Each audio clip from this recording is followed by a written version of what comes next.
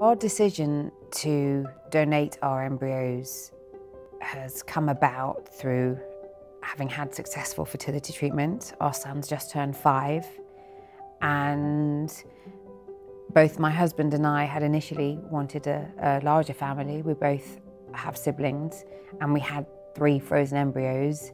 However, circumstances with me being that bit older, me being my own boss, my husband changing jobs, are still not being homeowners, have all impacted in this decision that we needed to make as to what our family unit looked like. And the reality was that we were both very happy with our son, yet still the reality of then what to do with those embryos needed to be addressed. And then the realization that what came with that was a very emotionally loaded process. I did share it a bit on my social platforms, and every time people's response was, I feel the same, I don't know what to do about it, it's stressing me out. And I think it's fair to say that these kind of decisions stay with you. And I talk about it as being one of the hardest decisions I've made in my life to make this decision, which is why I can only stress the importance of having the support from the counselling.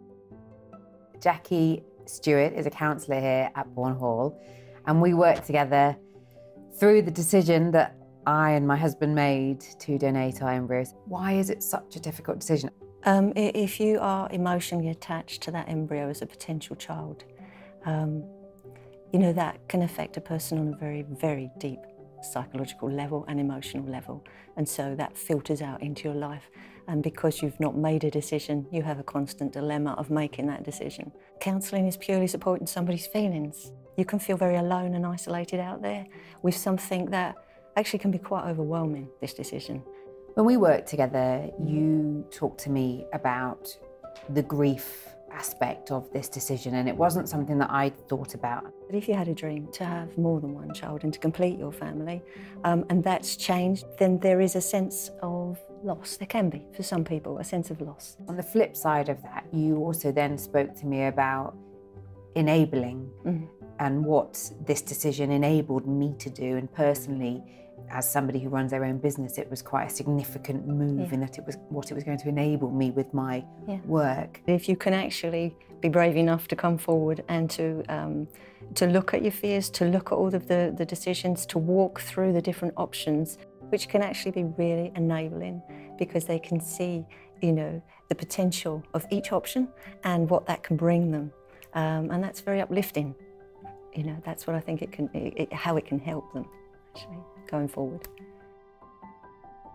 We looked into that option of donating to science, and going through the process and having the paperwork that was sent out, which you are given information as to what is going to happen, and it's quite overwhelming. And we held on to that paper for quite a long time, even once we'd said this was going to be the decision that we made. Coming and talking and understanding what happens and hearing language like these embryos being so precious and the gift of giving your embryos to research makes me feel proud. And I hope that when I go and tell my husband about it, that he will also feel proud.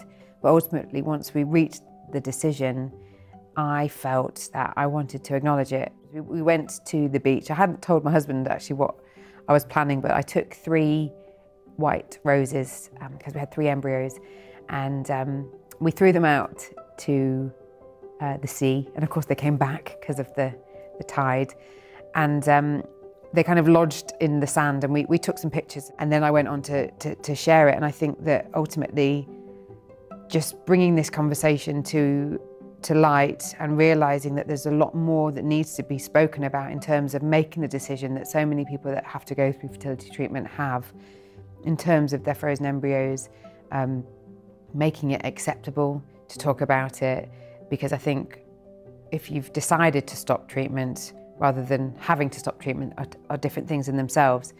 So I think just highlighting that whatever has led you to this decision, it's totally acceptable, there's no judgment, and it's okay to talk about it is part of my motivation, but also to make people realise that it's not something that can be rushed, that it's something that needs support, and hopefully will encourage people to ask for help in reaching the decision.